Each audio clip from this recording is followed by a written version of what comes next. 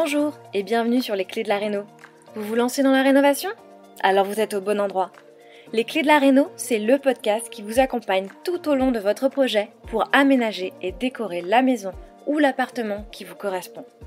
Je suis Alison, aujourd'hui architecte d'intérieur et décoratrice. Je vous propose ici mes conseils et mes astuces pour transformer votre projet en un intérieur beau, chaleureux et fonctionnel dont vous serez fiers. Je suis passée par là. Je sais ce que c'est que de devoir gérer une rénovation en plus de son quotidien. C'est pas toujours une partie de plaisir, mais ça en vaut tellement la peine au bout du compte. Seul ou avec un invité, laissez-moi vous aider à simplifier les étapes, vous apporter les clés dont vous avez besoin pour que votre projet se passe au mieux. Imaginez, vous saurez enfin par où commencer et comment faire les bons choix.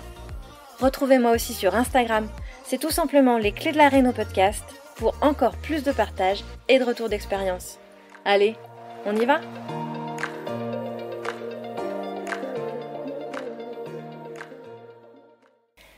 Hello les rénovateurs et bienvenue dans ce nouvel épisode de Les clés de la réno, le podcast. Alors, aujourd'hui, on se retrouve pour parler aménagement et plus particulièrement des erreurs qu'on peut commettre quand on repense son aménagement et qui peuvent te rendre la vie difficile au quotidien. Je sais que repenser l'aménagement de sa maison peut être un challenge en rénovation, qu'on veut souvent pouvoir bouger les lignes, les cloisons en l'occurrence, ou même ouvrir des murs porteurs, ou encore changer la répartition des pièces. Tout ça pour faire en sorte que les lieux correspondent davantage à notre mode de vie actuel, qui effectivement n'est clairement pas celui dans lequel les anciens qui ont construit initialement le lieu qu'on rénove ont pensé les choses. C'est donc complètement normal et ça fait partie des grands avantages de la rénovation à mon sens que de pouvoir se lancer dans ce type de changement. Mais avant d'envisager tout ça, il y a bien des éléments à prendre en considération pour s'assurer de faire les bons choix et de ne pas le regretter par la suite une fois qu'on vit dans les espaces. Alors, pour t'aider dans ta réflexion, j'ai effectivement eu envie de te parler des 10 erreurs qu'on peut vite être amené à commettre quand on rénove et qu'on n'est pas forcément du métier. Les éléments dont je vais te parler sont également des critères à prendre en considération avant de tout changer.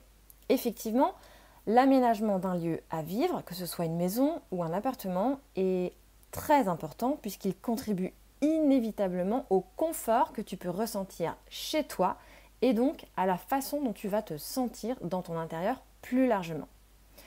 Un aménagement qui est bien pensé va nécessairement maximiser l'utilisation de l'espace disponible. Et cela signifie qu'il sera donc plus facile de vivre et de travailler dans la maison, si c'est ton cas, avec des espaces dédiés à chaque type d'activité. L'aménagement doit être efficace pour faciliter les tâches du quotidien. Par exemple, on sait bien qu'une cuisine bien conçue peut rendre la préparation des repas plus rapide et plus agréable. Un bon aménagement pourra aussi créer des espaces confortables qui répondent aux besoins de tous les habitants et avec une disposition des pièces qui contribue à créer une circulation fluide. Parce que là aussi, c'est très important d'y prêter attention. Un environnement intérieur bien aménagé pourra également contribuer au bien-être mental et physique des occupants. Parce que des espaces bien éclairés, des couleurs apaisantes, une disposition ergonomique et des zones de détente vont notablement améliorer la qualité de vie. On n'y pense pas souvent, mais un aménagement efficace va aussi prendre en compte l'orientation de la maison et il va contribuer à réduire la consommation d'énergie justement en maximisant l'utilisation de la lumière naturelle. J'en parle plus en détail si c'est un sujet qui t'intéresse dans l'épisode 17 sur l'orientation puisque c'est également un élément important à prendre en considération même en rénovation et pas uniquement en construction. Un aménagement soigné peut également augmenter la valeur de revente de ta maison puisque les acheteurs potentiels sont généralement plus attirés par une maison bien aménagée et déjà fonctionnelle, une maison qui leur évitera d'entreprendre de nouveaux travaux. Enfin, un aménagement peut également refléter le style de vie et les préférences personnelles des occupants, ce qui contribue à créer pour eux un espace qui leur ressemble et où ils se sentent vraiment chez eux. Donc en fin de compte, l'aménagement d'une maison est important, très important même, car elle crée un environnement où les occupants de cette maison peuvent vivre, travailler et se détendre de façon efficace, confortable et sécuritaire. C'est très souvent ce que me disent mes clients quand je leur demande comment ils veulent leur intérieur. C'est quoi leur objectif avec leur projet de rénovation? En général, 90% des gens me répondent « Je veux un intérieur confortable et chaleureux ». Alors, qu'est-ce que ça veut dire confortable et chaleureux? Parce qu'après tout, ce sont des notions très subjectives, d'où l'intérêt de se demander, en fait, qu'est-ce que ça veut dire pour toi, confortable et chaleureux? C'est quoi les notions que tu mets derrière? En quoi est-ce que ton intérieur doit être confortable et chaleureux pour toi? Penser son aménagement pour qu'il corresponde à qui l'on est en tant qu'habitant, en tant qu'individu et en tant que membre d'une famille est un processus qui nécessite d'être bien réfléchi avec une planification minutieuse et une attention aux détails pour répondre aux besoins spécifiques de chaque foyer. Et les erreurs d'aménagement sont vite arrivées, crois-moi, surtout quand on se précipite dans le processus de la rénovation et qu'on engage les travaux sans avoir vraiment mis à plat ses besoins et ses envies. Parce qu'effectivement, l'une des erreurs les plus courantes, et ce n'est pas une des 10 erreurs d'aménagement dont je vais te parler, mais c'est une des erreurs les plus courantes, et bien de se lancer dans son projet d'aménagement sans avoir un plan détaillé. Un plan bien pensé peut t'aider à maximiser l'utilisation de l'espace, à éviter ces erreurs qui sont souvent coûteuses et à garantir une esthétique cohérente. Anticiper au maximum les solutions d'aménagement, en envisager plusieurs pour pouvoir les comparer et du coup, c'est te donner la possibilité de trouver celle qui te correspond vraiment. C'est aussi te permettre d'optimiser un maximum les espaces et on sait, en fonction de la région dans laquelle tu rénoves et avec le marché immobilier qu'on connaît actuellement, qu'un mètre carré a de la valeur. Il faut vraiment penser au moment où tu revois ton plan d'aménagement à optimiser chaque mètre carré. Alors oui, c'est vrai, les erreurs d'aménagement peuvent varier en fonction du type de projet et du contexte dans lequel tu rénoves, mais il y a malgré tout des points communs, des points d'attention à avoir lors de la conception de tes espaces. Et je vais donc te parler maintenant de ces erreurs que j'ai relevées comme étant celles qui reviennent le plus souvent. Alors, la première erreur, c'est bien sûr de ne pas prévoir d'entrée indépendante. Une entrée indépendante, pour moi, c'est indispensable dans un projet de maison ou d'appartement pour justement se permettre d'avoir une pièce de vie qui soit la plus confortable, la plus agréable possible. Parce qu'on sait très bien que l'entrée est l'endroit et le sas finalement de transition entre l'extérieur et l'intérieur. C'est le sas matériel, donc c'est effectivement là où tu vas déposer manteau, chaussures, sac d'école si tu as des enfants, mais c'est aussi le sas psychique finalement, c'est l'endroit où tu vas poser tes soucis de la journée de l'extérieur, donc du travail la plupart du temps, pour arriver dans ton chez-toi, arriver dans ton cocon, là où tu vas te sentir en sécurité et où tu peux te permettre d'être vraiment toi-même avec ceux que tu aimes, ceux qui t'entourent. Donc prévoir une entrée indépendante, pour moi, c'est extrêmement important d'un point de vue matériel, mais aussi d'un point de vue psychique. Et on sait, quand on se lance dans une rénovation, qu'en fonction du type de maison et surtout de l'époque de la maison, on peut se trouver face à des maisons qui n'ont pas prévu d'entrée bien matérialisée, bien indépendante. Alors je ne dis pas que cette entrée doit nécessairement être fermée sur le reste de la maison, elle ne doit pas forcément être close, effectivement, mais il faut qu'elle soit quand même bien matérialisée, qu'elle soit semi-fermée et qu'on distingue vraiment l'espace de l'entrée de l'espace du reste de la maison.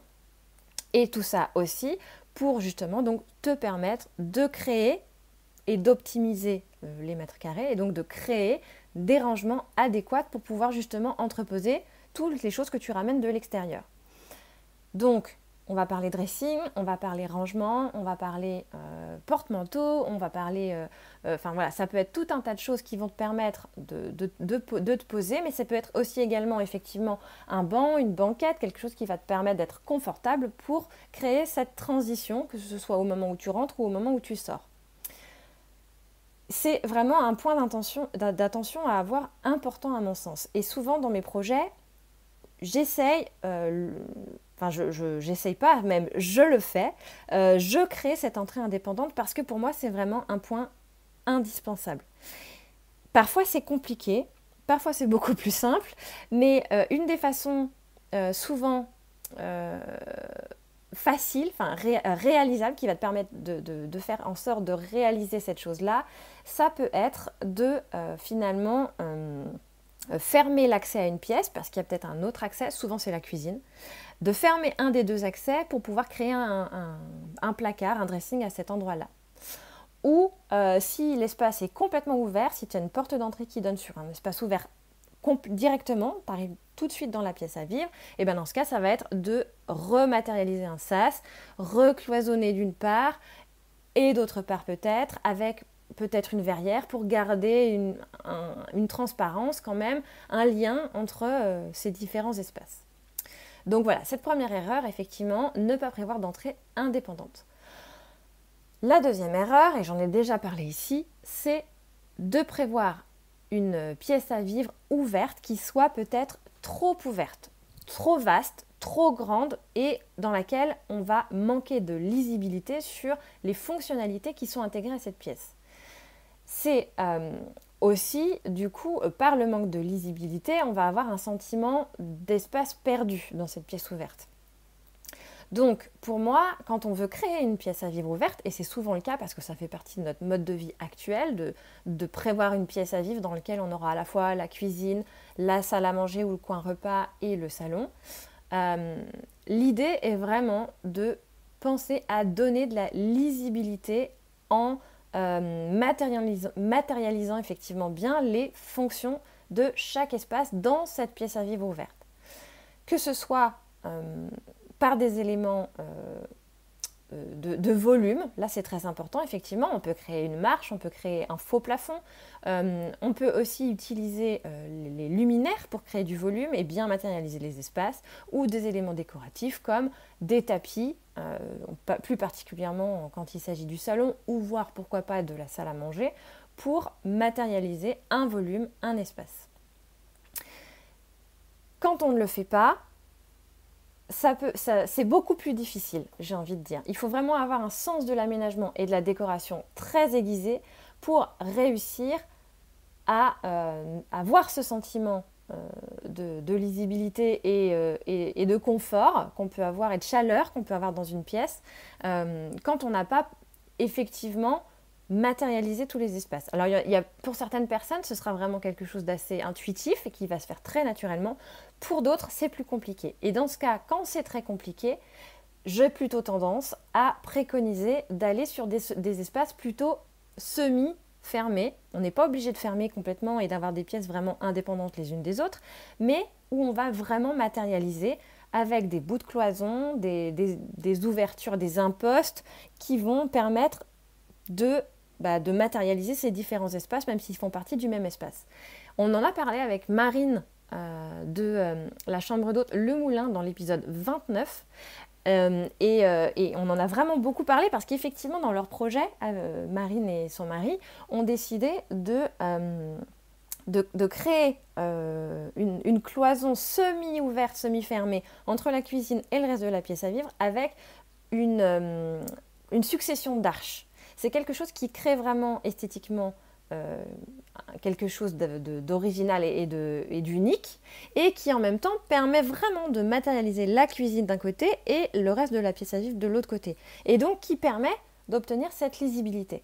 Le mari de Marine est architecte. On comprend du coup très aisément pourquoi, d'où lui est venue cette idée et parce que justement ils ont conscience du fait qu'une pièce à vivre trop ouverte peut créer un sentiment d'inconfort. Et parfois, donc, il est préférable de prévoir des solutions pour fermer un peu, donner plus de fonctionnalité aux espaces tout en gardant une transparence, une connexion entre les espaces. Ça peut être effectivement par des cloisons semi-ouvertes, cette forme de succession d'arches comme ils ont pu faire, mais ça peut être aussi une verrière. Enfin, il y a tout un tas de possibilités. Et c'est à ce moment-là qu'il faudra effectivement le prendre en considération. La troisième erreur, ça va être effectivement la question des espaces techniques. Négliger les espaces techniques, c'est s'assurer tout simplement de manquer de fonctionnalités, de rangement, des aspects plutôt techniques de l'utilisation de nos espaces au quotidien. Et c'est pas à négliger puisqu'effectivement on en a besoin. On n'a pas simplement besoin d'un espace beau et chaleureux et agréable à vivre parce qu'on le trouve esthétique, mais on doit quand même aussi malgré tout prendre en considération le côté pratique de nos espaces.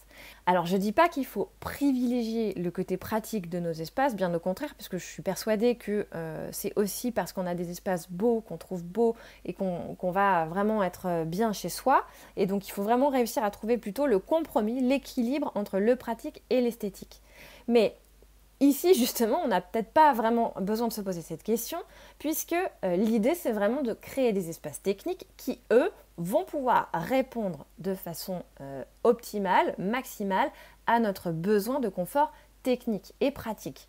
Donc, effectivement, c'est se projeter dans un aménagement où on n'aura pas vraiment prévu de buanderie, ou un espace buanderie qui sera trop étroit, où on n'aura peut-être pas non plus un arrière-cuisine. Alors, en fonction des projets, je sais qu'une arrière-cuisine, c'est pas forcément toujours faisable.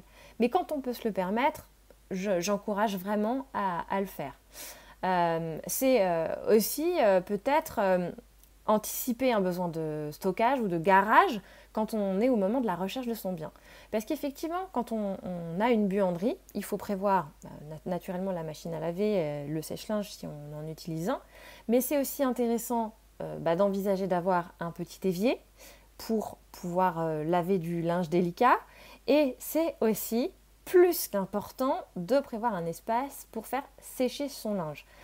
Que ce soit, l'espace va être plus ou moins grand si on a un sèche-linge ou non, et puis un extérieur ou non également, mais malgré tout, prévoir un endroit où on pourra positionner un tank-à-vide comme on appelle, pour faire sécher son linge plutôt que finalement se trouver dépourvu d'espace pour l'entreposer et se retrouver à le mettre dans la pièce à vivre ou dans un couloir sur une mezzanine, quelque chose qui est censé être un peu plus esthétique et moins de l'ordre de l'espace technique, et de se retrouver donc avec ça dans son quotidien et à le supporter et à le voir tous les jours.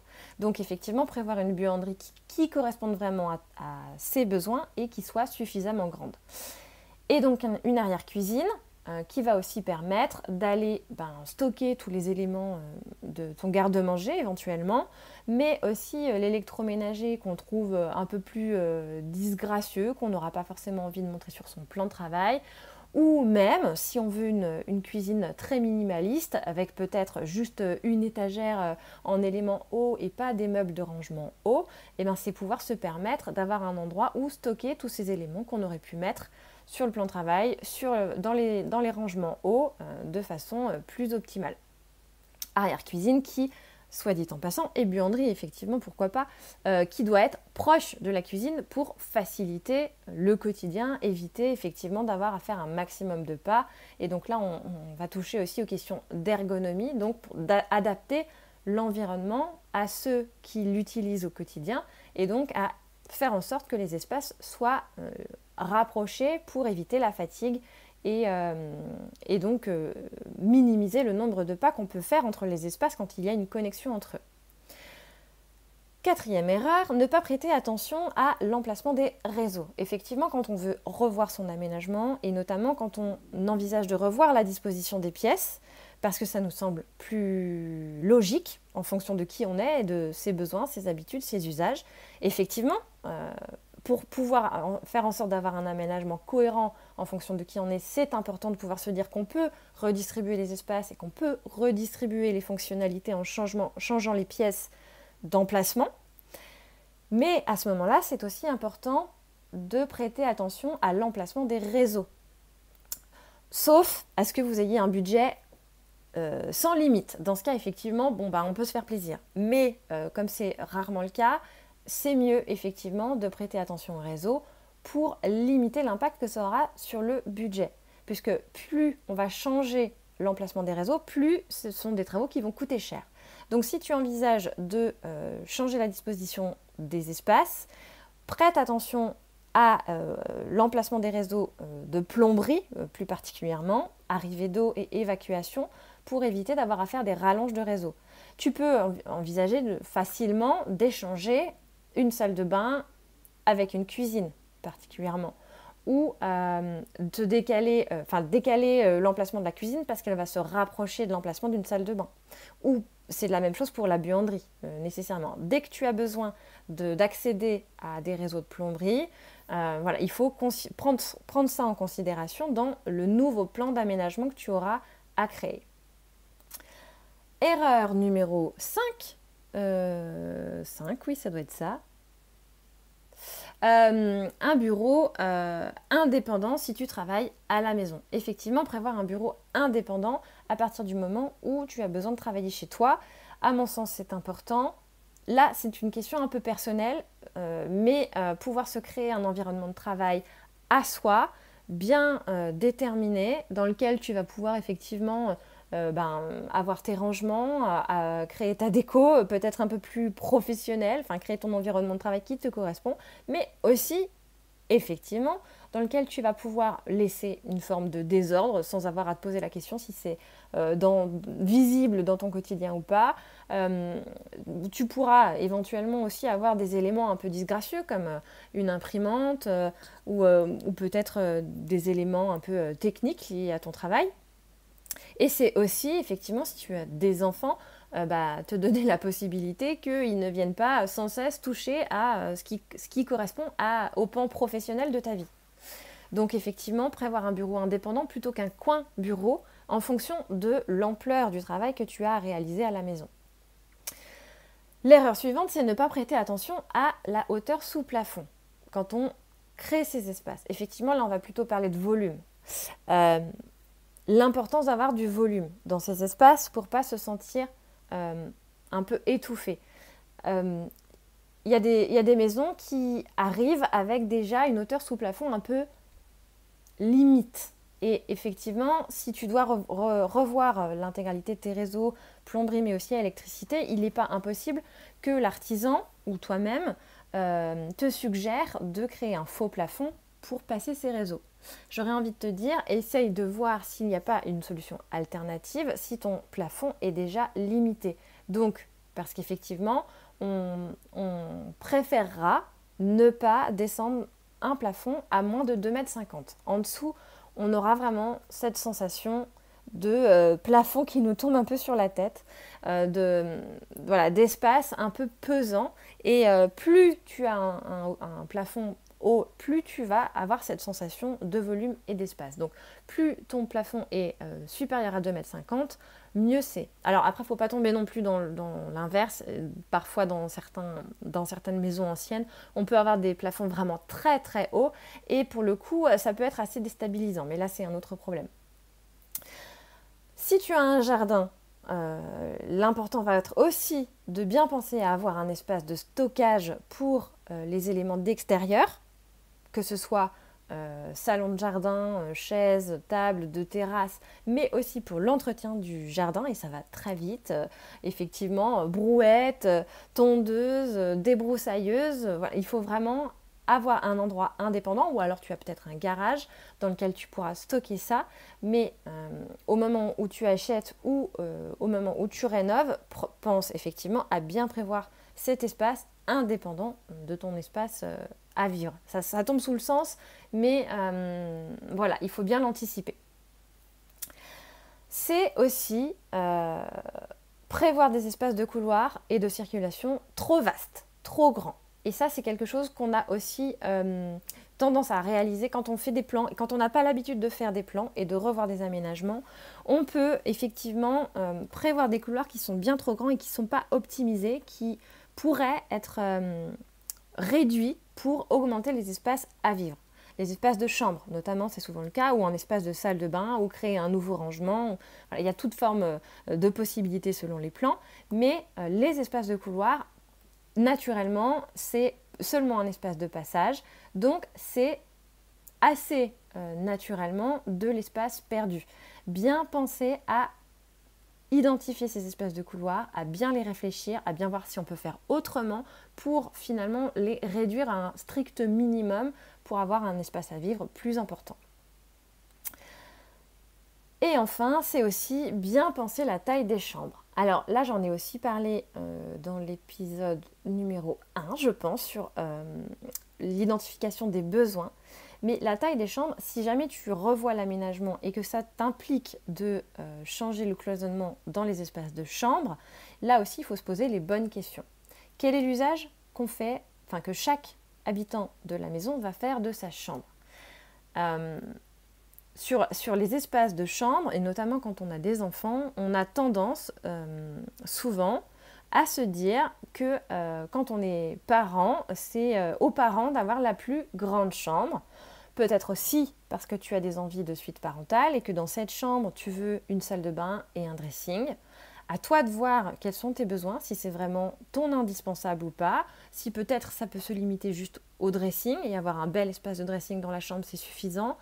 Là, c'est vraiment à toi de considérer quels sont tes indispensables, tes non négociables. Mais en tout cas, s'agissant des espaces de chambre et aussi des espaces de chambre des enfants, moi j'ai plutôt tendance à privilégier les grandes chambres pour les enfants parce que j'estime effectivement que les enfants y passent beaucoup plus de temps. Nous, en tant que parents, en général, en tant qu'adultes, on y passe le temps du sommeil. Et c'est à peu près tout. Le reste du temps, on va investir tout le reste des espaces de la maison.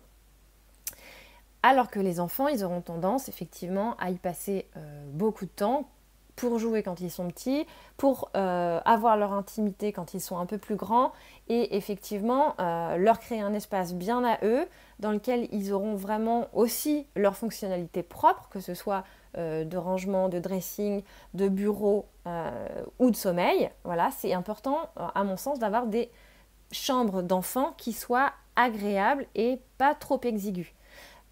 C'est aussi peut-être le moment de t'interroger si tu veux une chambre pour chaque enfant et donc avec ces espaces-là dans chaque chambre, ou si c'est peut-être intéressant pour toi d'explorer dans un premier temps, tant qu'ils sont petits, le fait de les faire dormir ensemble dans une chambre et peut-être d'avoir une salle de jeu dans une deuxième chambre, ou effectivement c'est important d'avoir chacun sa chambre plus une salle de jeu.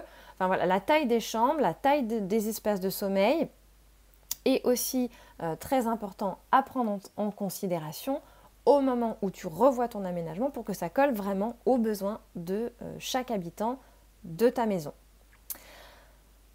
Voilà, j'ai fait le tour à peu près de ce qui me semble être les erreurs les plus importantes qu'on peut commettre dans son plan d'aménagement. Il y en a probablement d'autres. N'hésite pas à me dire d'ailleurs en commentaire ou sur Instagram si tu penses à quelque chose, une erreur que tu as commise et si tu as envie d'en discuter avec moi.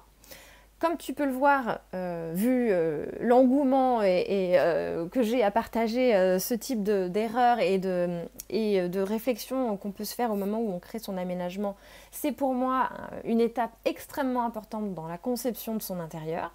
C'est elle qui va déterminer comment tu vas te sentir effectivement dans ton futur chez toi. Et à mon sens, la négliger, c'est s'assurer des problèmes au quotidien et justement des regrets sur la façon de vivre tel ou tel espace. Il est essentiel, à mon sens, de planifier soigneusement l'aménagement de ces espaces en tenant compte de tous ces éléments pour éviter des problèmes potentiels et justement créer un environnement esthétique qui soit agréable mais aussi fonctionnel. Donc voilà, on a fait le tour, on est arrivé à la fin de cet épisode. J'espère que ça t'a plu et que ça t'aura permis d'envisager justement ton environnement sous un nouvel angle pour te permettre de te créer des espaces confortables et agréables à vivre à toi et aux habitants de ta maison, puisqu'effectivement, c'est à toi que ça doit correspondre, je le dis une fois de plus. Si c'est le cas, n'hésite pas à me dire en quoi il aura pu t'aider. Partage-le autour de toi ou sur Instagram. Je te remercie de ton écoute et je te dis bien sûr à très bientôt. Si vous avez écouté jusqu'ici, c'est probablement que l'épisode vous a plu. Alors n'hésitez pas à en parler autour de vous, amis, famille, tous ceux qui rénovent sont les bienvenus. Vous pouvez aussi évidemment laisser un commentaire sur Apple Podcast ou une note 5 étoiles sur Spotify. Et si vous souhaitez être informé des prochains épisodes, n'hésitez pas à vous inscrire à la newsletter ou à me suivre sur Instagram. Le podcast, c'est fini pour aujourd'hui, mais je vous dis à très vite pour un nouvel épisode.